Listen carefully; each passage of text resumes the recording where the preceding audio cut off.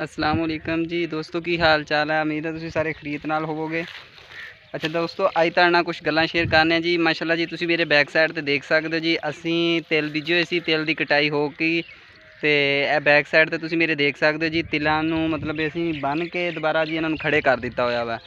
ते मैं अपने दोस्तां नाल एक इनफॉर्मेशन शेयर करना चाहता सी कि अगर जिन्हां लोगों ने तिल मतलब माशाअल्लाह बीजे हुए ने, वो जी इधर देख सकते जो मतलब ये तिल कटाई हो के उस तो बाद इन्हां दे विच एक कीड़ा मतलब है वा या मतलब मक्खी वगैरह ला लो। वो मतलब मैं इत्थे कर रहा सी स्प्रे, मतलब मैनूं किसी दोस्त ने दस्सिया जी ये जी तिलां दे विच कीड़ा वगैरह भी हो जाता वा ते वो तुसीं इन्हां नूं स्प्रे करो। तो मतलब मैं कर रहा सी स्प्रे ते वो मतलब कीड़े इस तरह विचों निकल रहे सी विचों इन्हां दे कि बहुत ज़्यादा मतलब कीड़ा इन्हां नूं खा रहा सी। मतलब जिहड़े लोगों नूं नहीं इस बारे पता कि अगर उन्होंने तिल की कटाई करके उन्होंने इस तरह बन के पुले ला दिते, उन्होंने यही चाहिए है कि इन्हों मतलब जी स्प्रे करन। बाकी असी कीड़ा तिलों नूं बचाउण वास्ते इन्हों स्प्रे करनी चाहिए है। बाकी जिहड़े दोस्त मेरी वीडियो देखते हैं, मैं तो जी लैमडा तो बायोफेंथरीन जी ये स्प्रे इन्हों कर रहा वा। बाकी तुसी जिहड़े लोग मेरी वीडियो देखते हो, अगर कोई होर स्प्रे मतलब इन्हां दे मुतलक है तो साढ़े नाल वो भी शेयर कर सकते कमेंट दे विच। बाकी मैं इन्हों कर रहा तो मैं देखा मतलब बहुत अच्छा रिजल्ट है। मैं काफ़ी पिछे अगे कीतियां ने जिस तरह मतलब कर रहे हैं 1 घंटे बाद वो मतलब थले इस तरह मैं कि सारे कीड़े मरे हुए पे ने। बाकी तुहानूं मैं स्प्रे करना वा, तुहानूं वो भी दिखाने जी किस तरह मतलब इन्हां दे विचों कीड़े निकल रहे हैं जी। चलो वीडियो की तरफ चलने जी।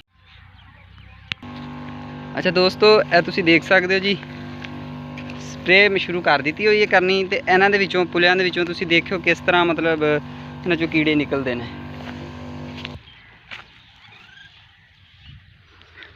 हाँ जी दोस्तों, ए तुसीं देख सकते हो जी मतलब इन्हां नूं जिस टाइम असीं स्प्रे की है तो इन्हां दे विचों आ तुसीं देख सकते हो जी कीड़े निकल रहे हैं।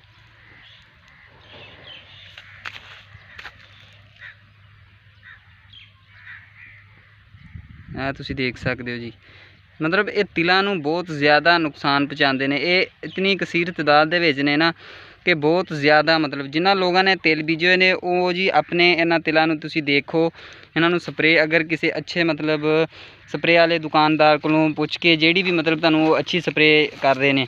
क्योंकि तिलों का साडे कोल इत्थे लईए दे विच भी बहुत इस टाइम ट्रेंड है जी कि तिल बहुत ज़्यादा है। हुण मतलब कटाई हो रही है, गहाई भी हो रही है।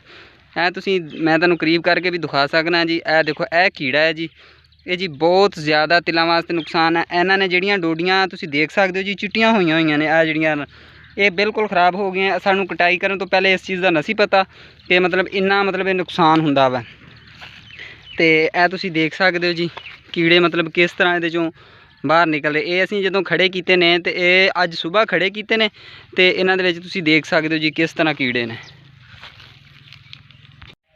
हाँ जी दोस्तों जी, ए तुसीं देख सकते हो जी किस तरह मतलब मैं पीछे जिद्दां जिद्दां स्प्रे करदा हां मैं इस तरह जी हर मतलब है जिहड़े पुले बन के लाए हुए ने इन्हां हर दे विच बहुत ज़्यादा कीड़ा निकल रहा वा। ए तुसीं देख सकते हो जी इन्ने अगर उस दिन इहदे च कीड़े होणगे तो इहदे चों जी बचना की है। बाकी आ तुसीं देख सकते हो जी किस तरह ये टहनियां ने चुमे जिस तरह ही इन्हां नूं स्प्रे हो रही है तो ये जी बाहर आ रहे हैं कीड़े इस दे विचों जी।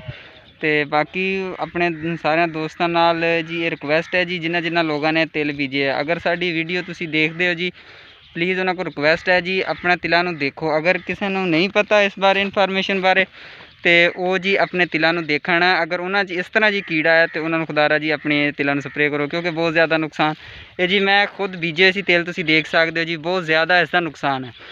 सामने तुसीं भी देख सकते हो जी जिधर नूं लगे हुए ने ये जी बहुत ज़्यादा कीड़ा इन्हां नूं नुकसान कर रहा है। बाकी इधर भी देख रहे हो जी मैं खुद स्प्रे कर रहा जी काफ़ी तकरीबन इस फसल तो जी फल माशाल्लाह तुसीं देख सकते हो जी किस तरह लगा, लेकिन इन्हां कीड़ा ने बहुत ज़्यादा नुकसान किया है जी।